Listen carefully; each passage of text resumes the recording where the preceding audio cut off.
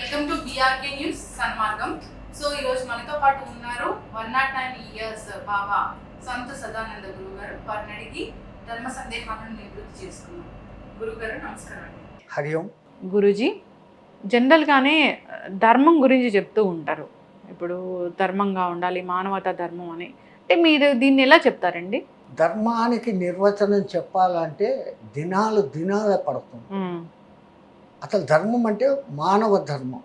సమాజంలో ఉన్నప్పుడు సామాజికంలో ఉన్న మానవుడిగా నీకు కొన్ని ధర్మాలు, ఇతరులకు హాని చేయకూడదు, అందరినీ మంచిగా చూడాలి, ఇంటికి వచ్చిన అతిథిని ఆదరించాలి, ఇవన్నీ సమాజంలో మనిషికి ఉన్న ధర్మం.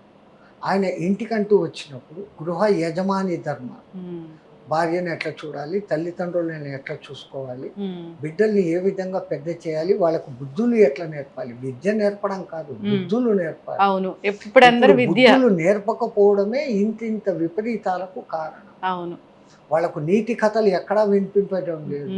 హంటీ డంటీ సాట్ అనే వాళ్ళు టింకిల్ టింకిల్ లిటిల్ స్టారు ఈ నేర్పిస్తారు. ఒక్క రామాయణ కథలు కానీ, భారత కథలు కానీ, భాగవత కథలు కానీ ఇవి చెప్పడం లేదు పిల్లలకు. చిన్న మనసులో ఏదైతే బలంగా నాటుకుంటుందో వాడి జీవితం అంతా అంత అద్భుతంగా నడుస్తుంది. ఎంతమంది తల్లులు రామాయణ భాగవతాలు చెప్పిన ఆ పిల్లలు ఈ పొద్దు పెద్ద పెద్ద అమెరికన్ కంపెనీల్లో ఈసీ వాళ్ళుగా పనిచేస్తూ ఉంటారు. సుందర పిచాయ్ వాళ్ళ ఆయనే చెప్పాడు, నేను చిన్నప్పుడు మా అమ్మ చెప్పిన కథలు విన్నాను, నీతులు విన్నాను, నీతి తప్పకుండా ప్రవర్తిస్తే నేను ఈరోజు ఈ పొజిషన్లో ఉన్నాను. అంతటి మహానుభావులు అట్లా తయారైనారు ఆ కాలం. ఇక్కడ మనం ఏం చేస్తున్నాం? అవును, వాళ్ళకి ఎంతసేపు ఏబిసిడీల చదువులు నేర్పిస్తాం. ఏ ఫర్ యాపిల్ తిండి తిను, బి ఫర్ బ్యాట్ కొట్టుకో ఆడుకో, ఆ తర్వాత పిల్లులు కుక్కలు, C for cat, D for dog. అవును, తెలుగు చదువు, మీ తెలుగు ఎంత అద్భుతమైన భాష. ఆ అమ్మ, ఆ ఆవు, ఈ ఇల్లు, ఈ ఈశ్వరుడు, వాడికి సమాజము, పద్ధతి, దేవుడు అనే ఒక భయం చూపిస్తూ ఉంటాడు, ఒక భక్తి నేర్పిస్తున్నాడు. ఇప్పుడు నువ్వే రాజా, నువ్వు ఎట్లన్నా ఉండు, ఏమన్నా చేయి, ఓన్లీ ఎర్న్ మనీ మనీ ఉంటే ఎనఫ్, ఇంకా చాలు. Money makes many things but not all things. పోయే ప్రాణాన్ని డబ్బులు కాపాడలేవు. ఎంత పెద్ద కోటీశ్వరుడైనా వానికి కాలం వచ్చిందంటే 100 మంది సూపర్ స్పెషాలిటీ డాక్టర్లు వాడిని బతికించలేకపోతున్నారు. మొన్న అహ్మదాబాద్ ప్లేన్ ఇన్సిడెంట్ అయితే అందరినీ కలిసి వేసింది గురువు గారు. అంటే వాడి విధి రాత ఎట్లా ఉంటుందంటే మూకుమ్మడిగా అంతమందికి వాళ్ళకి ఆ రోజు కాలం తీరింది.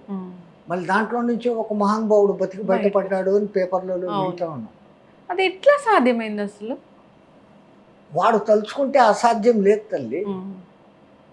అసాధ్యం అన్న వరుడు వాడి దృష్టిలో లేనే లేదు. ఇప్పుడు అంతా స్టోరీ అంతా, న్యూస్ అంతా ఆ ఒక్క 1 year సీట్ చుట్టూ, అతని చుట్టే తిరుగుతుంది. ఎవరైతే బయటపడ్డాడో అతను మృత్యుంజయుడే అనుకోవాలి. మృత్యుంజయుడే మరి ఖచ్చితంగా. ఆ పేరు ఎందుకు వచ్చిందో మరి మృత్యుం జయించినట్లే కదా. తమాషా, అంతమంది అంత నుసిగా కాలిపోయినారు. శవాలను గుర్తించేదానికి DNA టెస్టులు చేసి 240 మందిలో 43 మంది శవాలు మాత్రమే గుర్తించగలిగారు. ఇలాంటి విపత్తులు, ఇలాంటి ఇంత జరిగితే భగవద్గీత పుస్తకం అక్కడ కాలకుండా దొరికింది. చిన్న కృష్ణ ఐడల్ కూడా చిన్న మరి అలాగే ఉంది. అసలు ఇదంతా చెప్తే మీరంతా ఆస్తికవాదము ఇట్లే మాట్లాడతారు అన్నాడు. మరి ఎందుకు మీలాంటి పెద్ద పెద్ద గురువులు, మహానుభావులు, పండితులు, ఇంతమంది సాధువులు, యోగులు, మునులు, ఋషులు ఉన్నారు, ఇలాంటివి ఎందుకు ఆపలేరు? కానున్నది కాక మానదు అనేసి ఒక నానుడు. దైవ నిర్ణయానికి విరుద్ధంగా మనం పోలేము. సృష్టికర్త ఒక విధానంలో వీడు ఈ సమయానికి ఇక్కడ ఈ విధంగా చనిపోవాలా అని రాసి ఉన్నప్పుడు ఆ విధిరాతను మనం మార్చలేము. మారుస్తే విధి మార్చాలి. కానీ విధిరాతను కూడా మార్చుకోగలిగింది మనం ధార్మిక పద్ధతిలో ప్రవర్తిస్తూ భగవన్నామ స్మరణ చేసుకుంటూ ఉంటే ఆ విధిరాత కూడా కొద్దిగా తగ్గుతుంది. అంటే మీలాంటి మహానుభావులకు కూడా విధిరాత, కర్మఫలం అలా ఉంటుందా? ఉపాధి ధరించిన వాడికి, రాముడికైనా కృష్ణుడికైనా కష్టాలు తప్పలేదు. సాక్షాత్ శ్రీమన్నారాయణుడు ఒక్కసారి మానవ శరీరము ధరించినాక దానికి సంబంధించిన కర్మలు చేయాల్సే వస్తుంది. దానికి సంబంధించిన కష్టాలు వాళ్ళే అనుభవించారు. ఒక రామకృష్ణ పరమహంస క్యాన్సర్, గొంతు నోటి క్యాన్సర్. ఆయన రమణ మహర్షి గారికి భుజానికి క్యాన్సర్.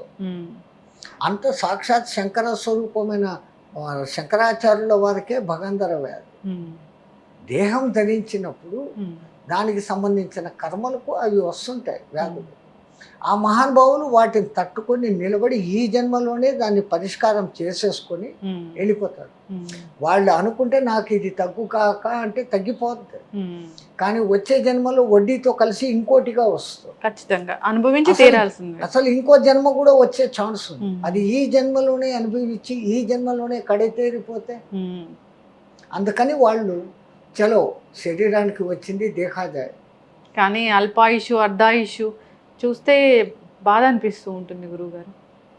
ఇప్పుడు నదిలో 2 పర్లు ఇట్లా వచ్చి కలుసుకుంటాయి, మళ్ళీ ఇట్లా విడిపోతాయి. ఈ బంధాలన్నీ కూడా అట్లా అనుకున్నప్పుడు మనం కొంచెం తేలిగ్గా తీసుకుంటాం. మనం బంధాల్లో మనమే ఇరుక్కుపోతున్నాం. ఆ బంధాలను ఎంత ఎక్కువగా లవ్ చేయడం మొదలు పెడతామో ఆ బంధాల నుంచి మనమే బయటపడలేక కొట్టుకులాడతాం. ఆ టెన్షన్ మళ్ళీ ఇవన్నీ కారణం ఈ కాలంలో ఇంగ్లీష్ వాడు చెప్పే వర్డ్ టెన్షన్. ఈ టెన్షన్ సర్వనాశనం చేస్తారు. అవును. అయితే ఇప్పుడు మీరు అంటే మీ జీవన విధానం వేరేలా ఉంటుంది, ఎక్కడో హిమాలయాస్లో ఉంటారు. అంటే ఆ హిమాలయాస్లో ఎలా ఉండగలుగుతారు, అక్కడ లైఫ్ స్టైల్ అనేది ఎలా ఉంటుంది, ఇంకా ఎవరు ఉంటారు అక్కడ?